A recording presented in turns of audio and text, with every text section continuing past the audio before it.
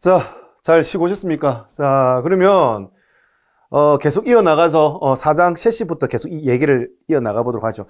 자, 셰시는 우리 아까 작은 범주의 셰시라고 얘기했던 거, 대충 큰 개념은 뭐 셰시가 어떤 건지 대략적인 건 설명을 드렸었는데, 자, 작은 범주의 셰시는 뭐다? 동력 전달 장치라고 해서 엔진에서 만들어진 동력이 바퀴까지 어떻게 전달되는지 그 과정에 대한 이야기를 할 거고, 그 다음에 스프링과 관련된 거, 자동차가 주행하면서 노면에 충격 받는 거 어떻게 운전자가 받지 않게끔 해주는 스프링과 관련된 거를 우리 현가 장치라고 이야기를 할 거고요. 내가 원하는 방향으로 어떻게 차량을 움직이기 위한 장치를 뭐라고 한다? 조향 장치라고 이야기를 할 겁니다. 그죠? 그 다음에 이제 브레이크를 밟아가지고 차량의 속도를 줄일 수 있는 장치를 뭐라고 한다? 제동장치라고 한다. 자, 이 방금 얘기했던 이 장치들을 어디서 우리가 임의로 나는 작은 범주의 셰시에서 이야기를 할 거다라는 겁니다. 자, 그러면 이제 자, 동력 전달이 어떻게 되는지 그 과정에 대해서 일단 먼저 아셔야 된다라는 거예요. 그래서 지금 요 형상을 보시면 자, 이게 어떤 내용이냐? 자, 지금 앞쪽에 엔진이 있어요. 일단 자동차 앞쪽에 엔진이 있고요. 앞쪽에 엔진이 있고 그 다음에 어떻게 한다? 지금 이거를 플래시를 구동시켜 보면 알겠지만 일단은 작동시켜 볼게요. 자, 이렇게 하면 지금 앞쪽에 엔진이 있어서 동력은 앞에서 만들고요. 바퀴가 어느 바퀴가? 뒷바퀴가 구르는 형식이다라고 보시면 되겠습니다. 그래서 앞쪽에 엔진이 있고 뒷바퀴가 구르기 때문에 우리 이 방식을 뭐라고 하느냐? 프론트 엔진이죠. 앞쪽에 엔진이 있고 리얼 휠 드라이브 혹은 리얼 드라이브, 뒷바퀴가 구르는 방식이라고 하기 때문에 이걸 줄여서 우리 FR 방식이라고 이야기를 할 거예요. 그래서 이 FR 방식 기준으로 엔진에서 만들어진 동력이 어떻게 바퀴까지 전달되는지 이야기하시면 된다라는 거예요, 먼저. 그래서 지금 엔진에서 만들어진 동력이 뭘 거친다? 변속기라는 녀석을 거치는데, 실제 변속기 거치기 전에 우리가 변속하기 위해서 발로 밟는 페달 있잖아요. 그래서 그 페달을 우리 클러치 페달이라고 얘기하잖아요. 그래서 엔진에서 만들어진 동력이 클러치를 거치게 되고, 그 다음 뭐야? 변속기를 거치게 된다. 변속기에서 내가 원하는 변속의 단, 기어로 바꾸어서 저단에서 토크, 회전력을 세게 가져갈 거냐, 아니면 고속에서 어떻게 회전수를 많이 가져갈 거냐 결정할 수 있다는 거예요. 그 다음에 앞쪽에서 만들어진 동력을 어떻게 뒤쪽으로 전달하기 위한 축, 그리고 바퀴를 구동하기 위한 축. 그래서 이 축과 관련된 이야기를 할 거고요. 그 다음에 뭐다? 여기 보시면 하나의 회전을 뭘로? 두 개의 회전으로 바꾸기 위한 장치가 있거든요. 이걸 우리 자동 기어 장치 혹은 종감속 장치 및 자동 기어 장치라고 이야기하는 부분도 배울 거라는 거예요. 그리고 맨 마지막에 동력이 전달되는 휠 타이어 순. 이 순으로 쭉 이야기하는 게 뭐다? 우리 동력 전달 장치라고 이름을 붙여서 학습을 하게 된다라는 겁니다. 그래서 동력 전달 장치 들어가게 되면 제일 먼저 배우는 게 뭐다? 클러치예요. 클러치. 그 다음에 이제 클러치 다음은 변속기죠. 변속기. 그 다음에 드라이브 라인이라고 해서 동력을 전달하는 축에 대해서 이야기를 할 거예요. 자, 그 다음 뭐다? 종감속 장치 및 자동 기어 장치에 대해서 이야기를 하는 겁니다. 그래서 제일 처음에 동력 전달 장치는 이런 부분에 대해서 이야기를 할 거다라는 이야기고요. 자, 그 다음에 이제 스프링과 관련된 이야기인 거잖아요. 그래서 이 스프링과 관련된 장치를 우리 현가 장치라고 이야기를 하죠. 그래서 이 현가 장치의 스프링이 움직이는 거는 실제 이제 어떻게 움직이는지 이렇게 보실 수 있고, 이 움직이는 스프링뿐만 아니라 스프링의 충격을 흡수해주기 위한 가운데 있는 쇼버, 우리 쇼버라고 하는 거잖아요. 이런 쇼버. 그리고 이제 바퀴가 지금 보시는 우측과 좌측이 따로 움직이는 방식 혹은 같이 움직이는 방식, 여러 가지 스프링에 대한 이야기를 할 거라는 거예요. 어디서? 현가 장치에서요. 그래서 동력 전달 장치, 그 다음 현가 장치, 그 다음 중요한 게 뭐다? 보시면은 내가 원하는 방향으로 차량을 움직이기 위한 장치, 얘를 우리 뭐라고 한다? 조향장치라고 이야기를 할 것이다. 조향장치도 마찬가지인 겁니다. 자, 어떤 식으로 바퀴가 움직이는지, 내가 핸들을 돌렸을 때 바퀴가 어떤 식으로 손해될 수 있는지에 대해서 배운다라는 거예요. 근데 지금 우리 핸들 돌려서 바퀴가 돌아요 라고 얘기할 수 없으니 동력이 전달되는 과정에 어떤 부품을 거치게 된다라는 부분까지 이야기를 하겠죠. 어디서? 조향장치에서요. 자, 조향장치에서 마무리가 되게 되면 이제 실제 자동차의 속도를 줄이기 위한 어떤 시스템? 제동장치까지 이야기를 하게 되는 겁니다. 브레이크 시스템이죠. 그래서 이 제동장치는 지금 보시는 것처럼 어떤 형식의 이쪽에 작동시키는 게 얘가 이제 우리 디스크 브레이크라고 이야기를 하죠. 주로 앞바퀴는 무조건 디스크 브레이크라고 보시면 되겠습니다. 자, 그 다음에 이렇게 뒤에 드럼식으로 생겨가지고 돌아가는 형식도 있죠. 그래서 이런 브레이크를 우리 뭐라고 한다? 이런 드럼 브레이크라고 이야기를 하는 겁니다. 그래서 디스크 브레이크와 드럼 브레이크가 있다. 그리고 얘 둘의 장단점은 뭐다. 그 다음에 여기에 전자제어 시스템이 들어가가지고 브레이크를 훨씬 더 안정적으로 제어하는 시스템에 대한 이야기도 한다. 이런 거예요. 그래서 이런 얘기를 우리 어디서 할 거다? 제동 장치에서 이야기를 할 거다라는 겁니다. 그럼 이게 전부예요. 그래서 아까 얘기했던 것처럼 엔진에서 만들어진 동력이 바퀴까지 전달될 때 어떤 과정을 거치게 되느냐가 동력 전달 장치에서 배우게 될 것이고, 그 다음에 이제 스프링과 관련된 거 배우는 부분이 뭐다? 현가 장치다. 조향 핸들과 관련된 걸 조향 장치. 그 다음에 브레이크와 관련된 것을 우리 제동 장치. 이게 작은 범주의 셰시에서 배우게 될 내용들이다라는 겁니다. 그래서 이제 4장까지가 마무리가 되었고, 이제 맨 마지막에 남은 게 뭐다? 자동차 규칙이죠. 자동차 규칙과 관련돼서는 이런 거예요. 자, 우리 길이를 전장이라 한다, 너비를 전폭, 높이, 전고, 이런 용어들에 대해서 어떻게 자동차 제작할 때 제한을 둔다라는 거예요. 자, 길이 왜 제한을 두겠어요? 자동차 너무 길면은 어떻게 한다? 선회한다든지 유턴할 때 힘들 수 있다라는 거예요. 그래서 길이의 제한도 두고요. 자동차의 폭 중요하죠. 왜? 차선을 설계할 때 폭이 중요하니까. 그래서 차석의 한계 또 주차 라인 있잖아요. 주차 라인 폭도 중요하죠. 그래서 이런 너비, 폭은 얼마 이하여야 된다. 이런 약속들이에요, 약속들. 그리고 이제 터널을 만든다, 굴다리를 만든다. 이럴 땐 자동차 높이도 중요하겠죠. 그래서 이제 높이에 대한 제한, 얼마만큼 두는지 이런 거에 대해서 이제 규칙이 뭔지 배운다라는 거예요. 5장에서요. 그리고 이제 최저지상고라고 해서 접지 부분을 제외하고 자동차 나머지 부분이 얼마만큼 이상 떠 있어야 된다. 이런 이야기.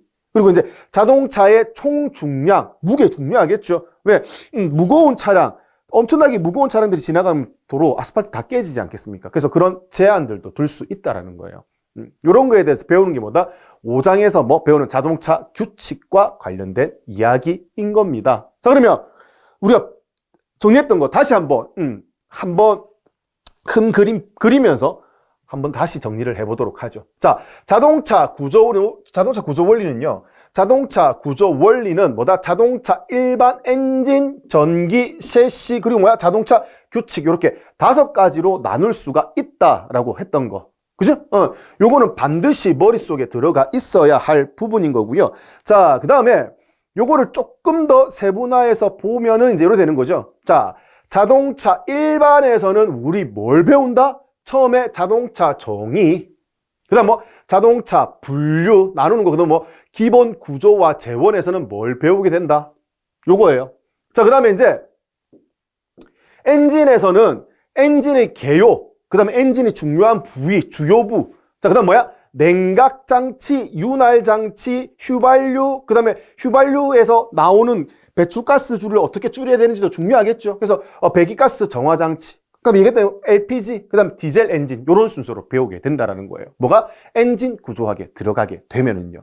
자, 그 다음에 나오는 게 뭐예요, 이제? 전기잖아요. 전기에서 제일 처음에 전기 기초 먼저 배운다고 했죠. 그 다음 배터리, 모터, 기동장치, 시동 걸기 위한. 그리고 불꽃을 줘야지 시동이 걸린다면서 가솔린 엔진, 디젤 엔진. 그죠? 자, 가솔린 엔진, LPG 엔진. 자, 그 다음에 이제 뭐다? 충전 장치잖아요. 시동 걸어가지고 엔진이 돌게 되면은 발전기가 돌아야 된다. 그 발전기와 관련된 게 충전 장치. 그 다음 등하의 및 와이퍼 장치. 기타 편의 장치에 포함이 된다. 편의 장치에서 제일 중요한 게 뭐라고 했어? 난방 장치, 난방 장치가 제일 중요하다라고 이야기를 했죠. 그 다음에 이제 중요한 게 뭐다? 저공해 자동차를 마지막으로. 요거가 친환경 자동차가 굉장히 중요하다라고 얘기했던 부분인 겁니다. 자, 이렇게 전기가 끝나게 되면 이제 뭐 우리 셰시에 대해서 이야기를 한다. 셰시도 기초가 관련된 거 있는데 이건 크게 중요하지 않고 간단하게 넘어갈 수 있어요. 자, 그 다음이 뭐다? 동력 전달 장치라고 얘기했던 부분인 거죠. 자, 동력 전달 장치 한번 클릭해 볼까요? 자, 동력 전달 장치는 동력이 전달되는 순서지 않습니까? 그래서 클러치, 변속기, 드라이브 라인, 축, 그죠? 휠 및 타이어 순으로 진행이 된다 했죠.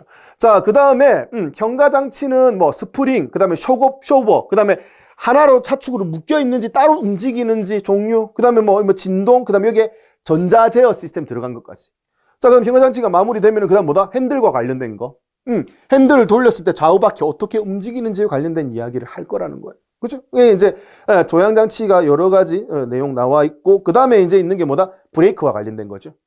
브레이크 시스템에서 뭐 유압식 제동장치에 디스크 브레이크, 드럼 브레이크 쓴다라고 얘기를 했고요. 그 다음에 이제 공기 브레이크도 있고, 그 다음에 전자제어 브레이크 시스템도 포함이 되어 있다.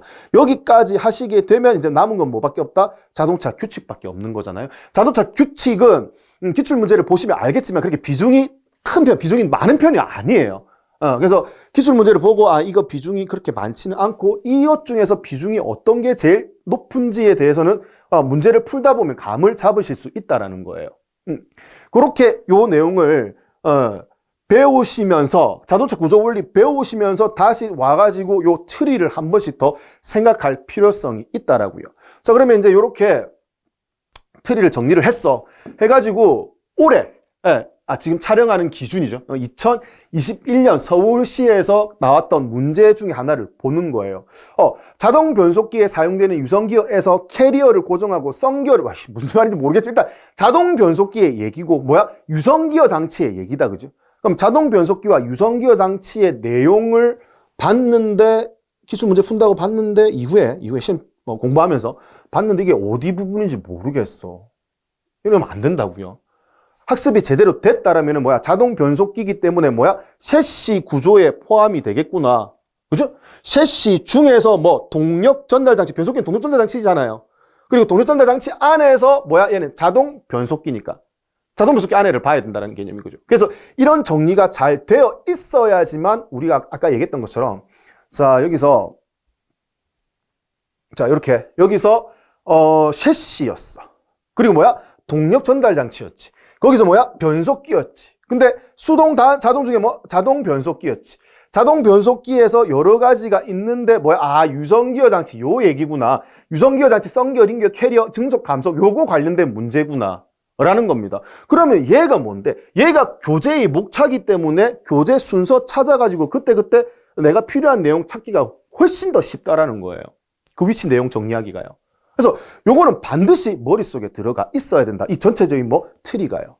그래서 하나하나 공부할 때마다 가지쳐 나가면서 내용이 점점 확장될 수 있다라는 거예요. 요 내용만 알면은 정리하는 건 크게 어렵지가 않다라는 겁니다. 자, 그러면 나머지 문제 하나만 더 챙겨볼까요?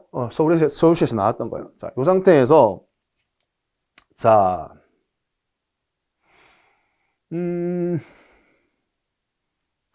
6번입니다. 6번 문제 보니까 뭐라고 돼 있어? 디젤 엔진의 연소 과정에 관련된 문제다. 일단 디젤 엔진이야. 디젤은 뭔데? 가솔린, 엔진에서 엔진에서 제일 처음에 나왔던 게 자동차 엔진의 정의, 내연기관, 외연기관 이런 게 나올 거고, 그 다음에 자동차 엔진의 주요부죠. 주요부, 그 다음 냉각장치, 윤활장치, 그 다음에 가솔린 연료장치, 그 다음 배출가스 정화장치, 그 다음이 디젤이라는 거예요. 그러니까 요게 머릿속에 다 정리가 돼 있어야 된다고요. 지금 제가 이렇게 쭉 가지 치는 것처럼. 그래서 그것대로 하자라고 하면 자, 다시 보는 거죠. 보세요. 자, 이렇게 마인드맵에서 자, 보세요. 아까 뭐였어? 엔진이었지. 엔진 중에서 디젤이었잖아요. 디젤 엔진, 연료장치였지. 디젤 엔진에서 연소 과정 4단계, 착화 직후. 요거 얘기하는 거구나. 착화 직후라고 정리해놨지만, 이 내용이 내 머릿속에 들어가 있다라는 거지. 그죠? 그래서 착화 지연 기간, 화염 전파 기간, 화염 전파 기간, 직접 연소 기간, 후 연소 기간. 이렇게 머릿말만 알면은 이게 쭉 줄줄줄 나올 수 있도록 연습을 자주 하시게 되면은 마인드맵만 보고도 전반적인 자동차 구조 원리가 내 머릿속에 다 들어갈 수 있다라는 얘기인 겁니다. 그래서 요게 된다라고 하면 다시 돌아가가지고 뭐야 아까 봤던 거 있잖아요. 요거 그러면 이 6번과 관련된 문제를 풀었는데 내가 어딘지 모르겠어. 내용이 잘 기억나지 않아 라고 하면 어떻게 된다? 그 파트 그 순서대로 그대로 찾아가실 수 있다는 거고요. 지금 아는 내용이 아니라 모르는 내용, 새로운 내용을 접했어. 그러면 새로운 내용을 접했을 때 그 새로운 내용이 어디쯤에 들어가는지 어떻게 이 틀이 안에 정확하게 꽂아 넣을 수 있어야 된다는 겁니다. 그러려면 어떻게 된다? 반드시 얘가 정리가 되어야 된다. 그러면 얘를 이 많은 트리를 정리할 때 어떻게 정리할 거냐? 자, 이걸 어떻게 다 정리할 거예요? 정리하려면 다른 거 없잖아요. 이거 다 정리하려면 제일 먼저 기본이 되는 게 이거잖아요, 이거고, 그 다음 뭐야? 자동차 일반에 하나씩 배워 나갈 때, 자, 자동차의 정의에 대해서 배워. 그럼 이 내용이 있을 때 하나씩 가지치기 나가면서 정리할 때, 이 트리가 뭔지, 어디 루트를 두고 있는지 머릿속에 넣어가면서 따라오셔야 된다고요. 그럼 자동차 분류, 마찬가지. 법규상으로 나누네. 법규상 어떻게 나누는데? 승용, 승합, 화물, 이런 식으로 나온단 말이에요. 그 다음 뭐야? 외형에 의해서, 승용, 화물, 뭐 이렇게 또 나눌 수 있다라는 거고. 그 다음에 이제, 기본 구조와 재원 들어가게 되면 기본 구조에 뭐가 있는데 차체와 셰시로 나눌 수 있다. 아까 제가 뚜껑을 열어가지고 어떻게 뚜껑 열었을 때 사람이 타거나 짐을 실는 공간을 우리 차체라고 이야기하는구나. 그 다음 뭐야? 셰시는 뭐야? 이것만으로도 주행이 가능하다면서요. 그죠? 이것만으로도 주행이 가능하려면 뭐 말씀드렸는데 엔진, 전기, 셰시만 있으면 된다고요. 그래서 이 엔진, 전기, 셰시를 우리가 세부적으로 나누어서 자동차 일반 밑에 엔진, 전기, 셰시 배우게 된다는 개념인 거죠. 이것만 들어가 있으면 얼마나 좋아요. 그리고 치수에 대해서 얘기할 거야. 전장, 전폭, 전고, 축고, 융고 아까 얘기했던 거. 외형에서 어떻게 사이즈 얘기했던 거 그거예요. 치수. 그 다음에 중량 자동차 공차 중량 이게 아까 우리 홈페이지 들어가가지고 자동차 아반떼 정보를 알고 싶을 때 공차 중량이 나와 있었잖아요. 그런 개념으로 접근할 수 있다는 겁니다. 그리고 성능과 공학 들어가게 되면은 성능 공수 정식 이거 안 했다 성 치더라도 요거 그래서 우리 아까 엔진 회전수, 토크, 연료 소비율, 출력, 마력 이런 것들 있잖아요. 이렇게 가지치기 나가면서 요 내용만 전반적으로 머릿속에 다 넣어놓으면은 어떻게 되는데? 자, 요 내용만 전반적으로 넣으면 뭐야? 자동차 일반에 대해서 교재를 보지 않더라도 기본적인 개념은 전부 다 머릿속에 다 들어가 있다는 겁니다. 그리고 이 내용에서 벗어나는 다른 내용의 문제를 봤다. 그럼 어디에 내가 첨삭을 해서 집어넣어야 될지 정확하게 개념이 잡힌다고요. 그래서 이거를 여러 번 반복하다 보면 그럼 자동차 원리 끝나는 거예요. 자동차 구조 원리 끝나는 겁니다.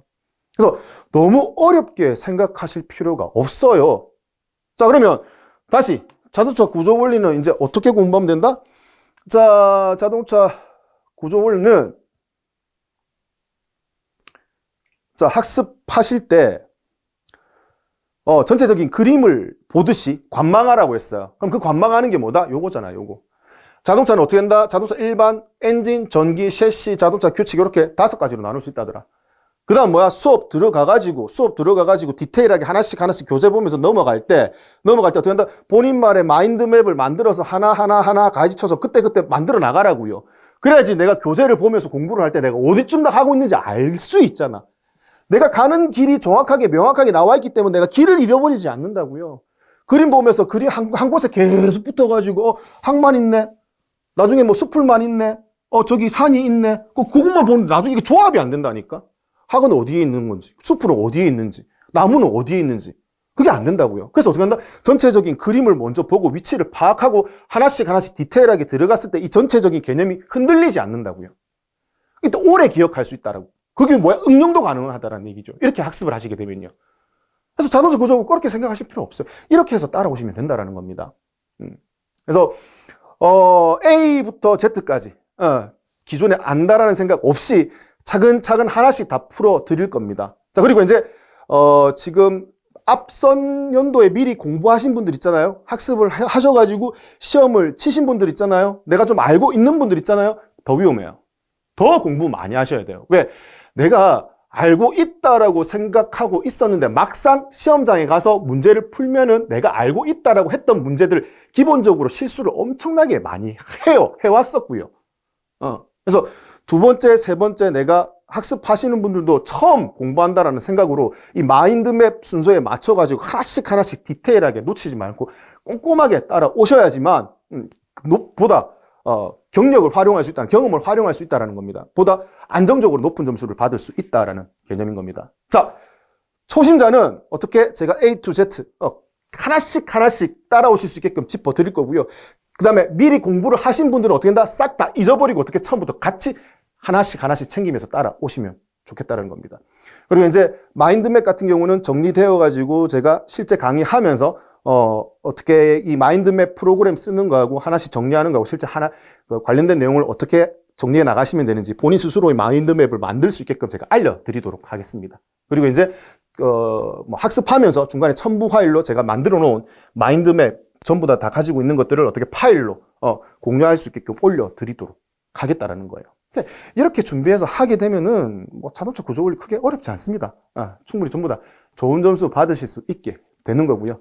자, 그러면 조금 쉬셨다가 다음 시간부터 본격적으로 수업 들어가 보도록 하겠습니다. 자, 고생 많으셨고 좀 쉬었다 오십시오. 수고하셨습니다.